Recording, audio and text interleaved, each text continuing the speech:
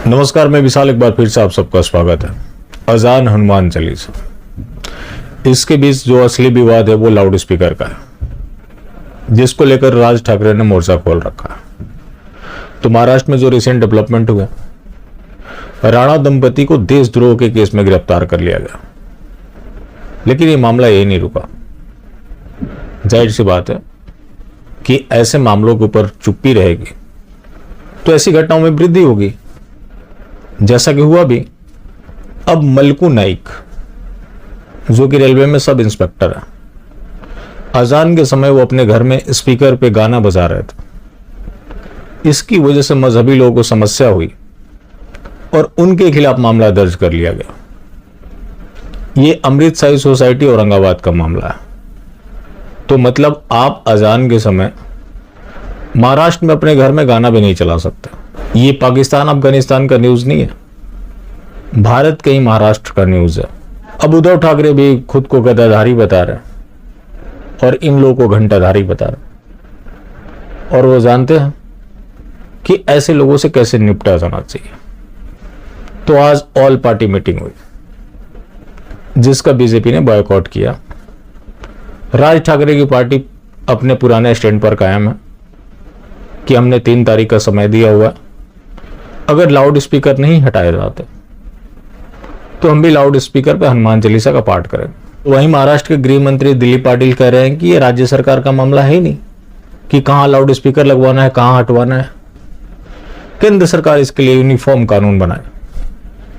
तो वही योगी सरकार 125 भोपू उतरवादी और 17,000 जगह वॉल्यूम कम किए गए, जो कि परिसर से बाहर आवाज नहीं जाएगा। तो वहां राज्य सरकार का मामला है, महाराष्ट्र में राज्य सरकार का मामला नहीं है। इन लोगों ने इस गेंद को केंद्र सरकार के पाले में डाल दिया। तो केंद्र सरकार, क्या आपको लगता है कि कानून बनाएगी? मेरे को तो नहीं लगता कि केंद्र सरकार ऐसा कोई कानून बनाने जा रही है। याद है खड़गपुर का वो भाषण नरेंद्र दामोदर दास जी का, जब उन्होंने अजान के दौरान अपना स्पीच रोक दिया था। अभी हाल में ब्रजेश पाठक ने भी किया, जो कि यूपी के डिप्टी सीएम है। तो ये लोग तो पहले से डेडिकेटेड है। तो एक फरीदा हसन करके कोई है, जो कि राष्ट्रवादी कांग्रेस पार्टी की नेत्री है, उनको परमिशन चाहिए ताकि वो पीएमओ के सामने हनुमान चालीसा और नमाज करे। इसके लिए उनको परमिशन की क्या जरूरत है? वैसे चले जाए। हो सकता है कि हनुमान चालीसा से उन लोगों को कोई समस्या हो, लेकिन नमाज से तो कोई समस्या नहीं होगी, जितना कि मैं जानता हूं। इसके लिए उन्हें लेटर लिखने की भी भला क्या जरूरत है? वैसे भी वो एम एरिया है, तो जो एम एरिया है वहां जाके आपको नमाज पढ़ने में क्या समस्या है?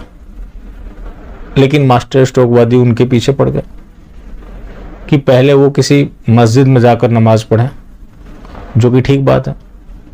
मस्जिद में तो अलाउड होंगी नहीं, मस्जिद में अलाउड हो ना हो, लेकिन जो पीएमओ है वहां उनको किसी परमिशन की जरूरत नहीं है, आराम से जा सकती है। हनुमान चालीसा तो खैर करेंगे नहीं, वो एक स्टंट है, लेकिन उसको लेकर समस्या होगी, लेकिन नमाज को लेकर कोई समस्या नहीं होगी। तो जिस तरह की ये घटनाक्रम चल रहा है, मतलब परिस्थितियां ये बन गई है कि अब जैसे कि मैंने आपसे शेयर किया था, आर्मी वाले भी रोजा इफ्तारी कर रहे हैं। ये जानते हैं क्यों हो रहा है?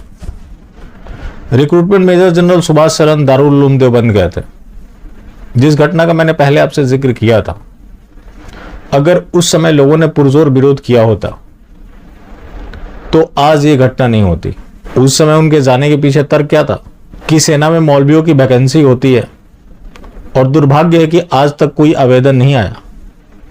मौलाना नुमानी भी चौंक गए थे कि आज तक कोई आर्मी का ऑफिसर दारुल उलूम देवबंद नहीं आया ताकि उन्हें इनविटेशन दे सके कि आप लोग आर्मी में आइए। सुभाष सरन क्यों गए थे? सबका साथ सबका विकास के तहत गए थे, क्योंकि उस समय सबका साथ सबका विकास ही तक सीमित था। अब विश्वास और प्रयास भी जुड़ गया।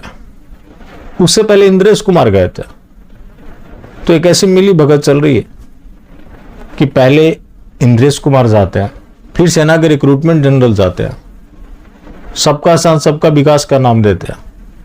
तो इस तरह की घटनाएं सामने आएंगी।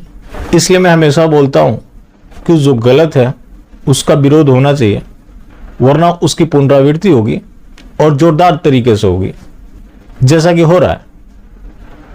आज अपने ही देश में हनुमान चालीसा अपराध बन गया। XYZ जो भी पॉलिटिकल वजह हो, मैं नहीं जानता, लेकिन कोई हनुमान चालीसा पढ़ने की बात कर रहा है, उसके ऊपर राजद्रोह लगा दिया जाता है। बाकी आप रोड पर तशरीफ उठाए, यातायात को बाधित करें, उससे कानून का उल्लंघन नहीं होता, लेकिन आप अपने घर में संगीत बजा लें, वो कानून का उल्लंघन हो जाता है। तो किस तरह का देश में कानून चल रहा है? उसके बाद भी ये कहा जाएगा कि इस देश में कानून का राज चलता है। तो ये किस तरह का कानून है? जो आप सड़क पर कुछ भी करते हैं सब कुछ ठीक है, घर में भी कुछ कर ले जिससे मजहबी लोगों को समस्या पैदा हो रही हो, तो इस तरह की स्थिति तो पाकिस्तान में होती है। तो आज भारत पाकिस्तान में अंतर क्या रह गया? यह देखकर तो यही लगता है कि भारत का आसमानीकरण हो चुका है, सिर्फ घोषणा होना बाकी है। फिर भी कानून है, संविधान है। तो एक ऐसा कोर्ट और संविधान है जिसके रहते एक मेंबर ऑफ पार्लियामेंट के ऊपर राजद्रोह का केस दर्ज हो जाता है, उसको जेल भी भेज दिया जाता है। तो ये कमाल का सेकुलरिज्म है। तो ये सेकुलरिज्म नहीं, ये पूरी तरह से देश का आसमानीकरण है। बाकी जिंदा रहें तो फिर मिलेंगे, और मिलते रहेंगे तो जिंदा रहेंगे। मिलना जुलना जारी रहता है, लेकिन हाँ, मास्टर स्ट्रोक वादी बिल्कुल भी ना हो।